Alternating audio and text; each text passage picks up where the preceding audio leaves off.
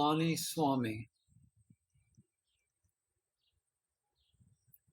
Bhagavan declared to Arunachala on the first day of his arrival at Tiruvannamalai, "Father, I have come at thy bidding. Thy will be done." From that moment on, his whole life was surrendered to the self. In the 6 months of his stay in the Arunachaleshwara temple, Bhagavan was always immersed in samadhi, deep, bodiless repose. Astonishingly, until then, he had never heard the word samadhi or any other term to describe what he was experiencing. In the Pathala Linga cellar, a dark and dank underground niche in the temple, insects and vermin feasted on his body as he sat unmindfully blissful, absorbed in the self. But could Father Arunachala tolerate this torture to his son's body? He sent the saint Seshadri Swami and 3 others to give relief to Bhagavan. Seshadri Swami had the young Swami's body lifted from the underground cave without disturbing his samadhi state. However, crowds of ignorant people continued to disturb Bhagavan in the temple. Consequently, Bhagavan was taken to the Guru Murtham, a shrine of a saint on the outskirts of Tiruvannamalai that was owned by Annamalai Thambiran. Strangely, Guru Murtham too was infested with ants and other insects. Bhagavan, though, was completely oblivious to the body. His body was unwashed, his hair had grown long and thick and matted, and his fingernails were long and curled over. Since he hardly ate food, his body was emaciated and terribly weak. How could Arunachala bear all this? And so that way, Palani Swami was sent to Bhagavan. On the southwest slope of Arunachala is a rock that looks strikingly like the head of Shiva's bull, Nandi. The old devotees, like Vishwanatha Swami and Kunju Swami, used to point it out and say, "That is Palani Swami, who is the Nandi of our Bhagavan."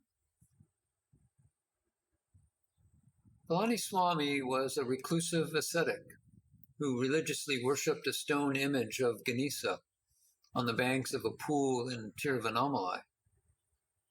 Every day he ate a simple, single meal of boiled rice without salt or side dishes. This simple ascetic had but one aim, and that was to recognize the truth. One day, one of his friends told him, "What is the use of worshiping this stone image? This will not give you anything. At Guru Murtham, God is there in flesh and blood." Like the 5-year-old Dhruva of the Puranas, who did penance standing on one leg, there is this young ascetic, totally absorbed in samadhi. Go and serve him. Your life's purpose will be achieved. Palani Swami went to Guru Murtham. As usual, young Bhagavan was totally immersed in samadhi. The very first sight of him shook Palani Swami to his roots. He saw not just God, but his Guru as well. From that moment on, there existed no world other than this supreme ascetic for Palani Swami. Being an ascetic himself, he could perceive the young saint's depth of spiritual surrender. He vowed to himself, "I will serve this saint until death." He began to serve Bhagavan. While Bhagavan was in samadhi, people would come and touch his body, shake him, and try to talk to him. Palani Swami's duty was to protect this physical form and ensure that this highest spiritual state was not disturbed. He saw to it that even insects did not bother the master any longer. He would feed Bhagavan one cupful of whatever food was collected. In this way, Bhagavan had at least some food every day. He even raised a fence with a gate around Bhagavan. And whenever Palani Swami had to go out, he would lock the door so that nobody could bother Bhagavan. In this manner, he attended on Bhagavan for 18 months, night and day. Sometime later, Bhagavan had to move out of these premises. In the next compound was a mango orchard. Its owner requested Bhagavan and Palani Swami to come and stay there in a thatched hut made of coconut leaves. Palani Swami and Bhagavan stayed there undisturbed for 6 months, as curious visitors were strictly prohibited from entering by the orchard's owner. This was the time when another facet of Bhagavan opened up. Palani Swami was 30 years older than Bhagavan and held a fatherly affection for him. And like a caring father, Palani Swami would go to the town and get books for his godson to read. This was how Bhagavan first read the Kavalya Navanitam, the Vedanta Chudamani, the Aja Atma Ramayanam, the Yoga Vasistam, and many other works. On reading some of these books on Advaita and Vedanta, he recognized that these books were describing what he had experienced at the age of 16. This was where he learned words like samadhi, atma, maya, and samsara.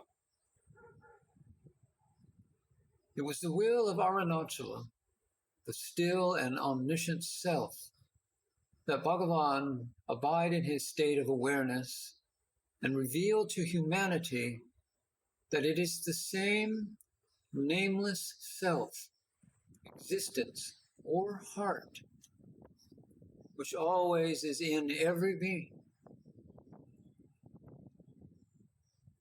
In order to communicate this, such an education was indispensable.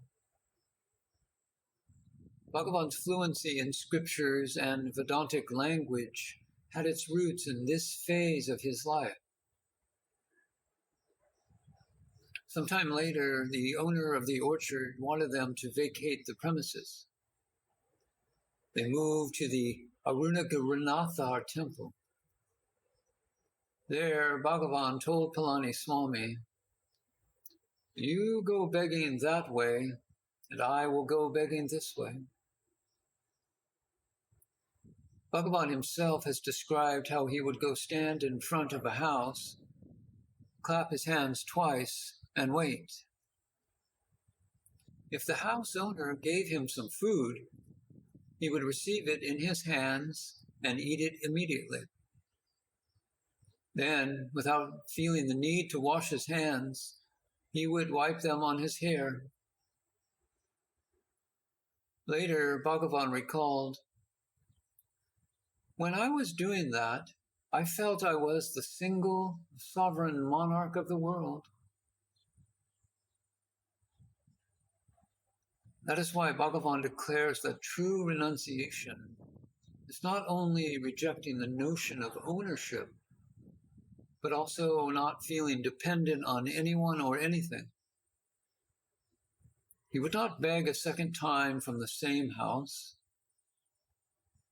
Consequently, he ended up begging in almost all the streets and houses in Tiruvannamalai. In the Arunagirinathar temple, crowds of people began to harass him. They could not understand why Bhagavan was in samadhi all the time. When Palani Swami was not present, they would disturb him. Palani Swami noticed a small hillock and moved Bhagavan there. Throughout Palani Swami's relationship with Bhagavan, he was always in the background because his duty was to preserve the physical body of Bhagavan and see that his samadhi state was not disturbed. He never interfered with the other activities of Bhagavan. Gradually, the reputation of Bhagavan spread through the town, and a few people started gathering. Palani Swami went in search of another place and noticed the Virupaksha Cave on Arunachala's slopes. Bhagavan later on said, "When we went to Virupaksha Cave for the first time, there was nothing there except an earthen pot. A few years later, some women devotees started serving food there during the daytime. Other attendants like Perumal Swami and Aya Swami and Kanda Swami also joined him in the course of the years. But Palani Swami also remained the primary attendant. It was here that Bhagavan learnt Malayalam.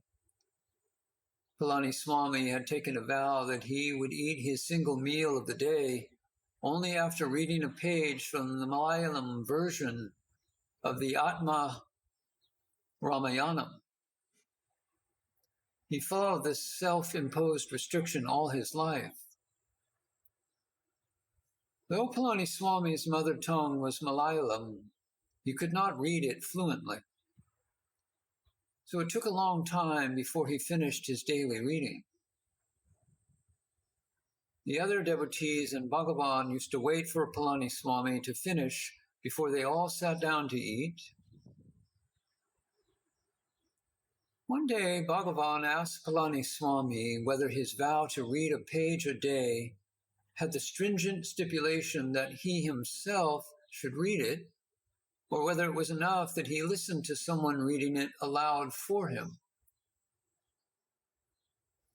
Palani Swami consented to the latter, and Bhagavan himself undertook this daily task. Bhagavan had no knowledge of Malayalam, as his mother tongue was Tamil. Bhagavan therefore requested Palani Swami to teach him Malayalam. Within no time, Bhagavan picked up the language well enough to read, write, and understand. And from then on, thanks to Bhagavan, Palani Swami got his daily dose of the Adhyatma Ramayana, and everyone got to eat in time. Later in his life, Kunju Swami told me that Bhagavan was an ekagrahi, which in Sanskrit means one with one pointed observation. Just as the negative of a photograph gets imprinted with an image when once exposed, Bhagavan had a photographic memory. Once he looked at a passage, there was no need for him to refer to it again. One day, someone put a statue of Ganesha in a niche inside Virupaksha Cave. Overwhelmed, Palani Swami requested Bhagavan, "Why don't you make some offering to Lord Ganesha?" Bhagavan's way of making an offering was not through food or garlands or flowers, but through verse. This turned out to be the first verse composed by Bhagavan, where he states, "Lord, with a big and fat belly residing in the niche, you who allows your father to go around begging, At least now shower your grace of glance on the son of that father.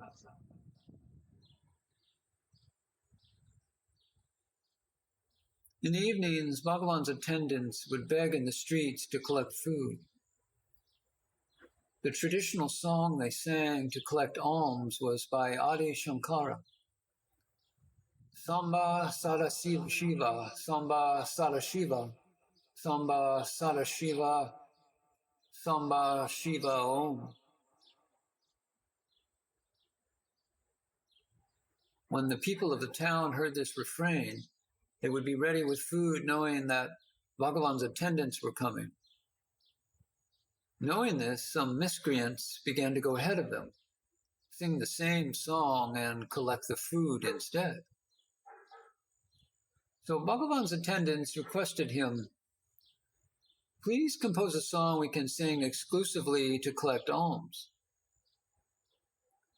Bhagavan, in his usual manner, kept silent.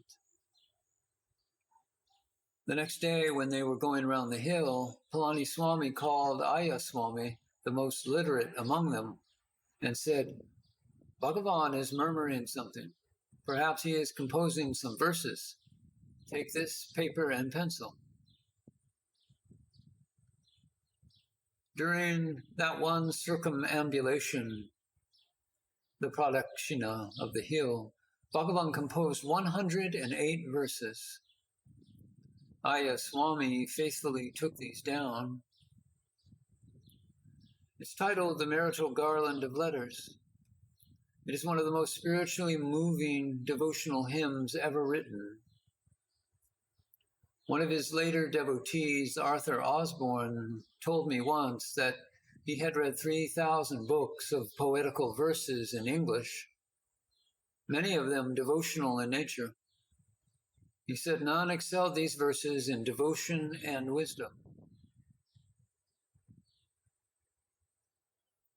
After a while, Bhagavan moved up to Skanda Ashram, a higher cave. Palani Swami spent a few days there. However, due to the weakness of old age, he could not climb up daily to this cave.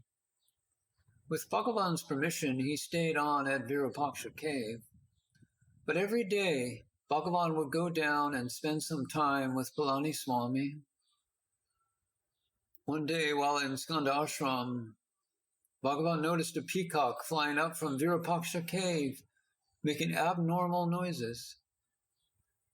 He immediately rushed down, saying, "This is the end of Palani Swami."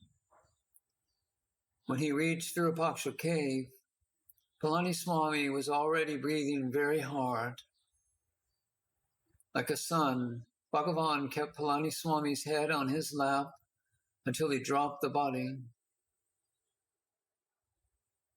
In Hindu tradition, when the father is dying, the son must keep the father's head on his lap as his final duty. According to the scriptures, if a father gets such an opportunity, he goes to heaven. For many years, Palani Swami had selflessly served his master. Now it was time for Bhagavan's Nandi to return to Arunachala, the silent Shiva.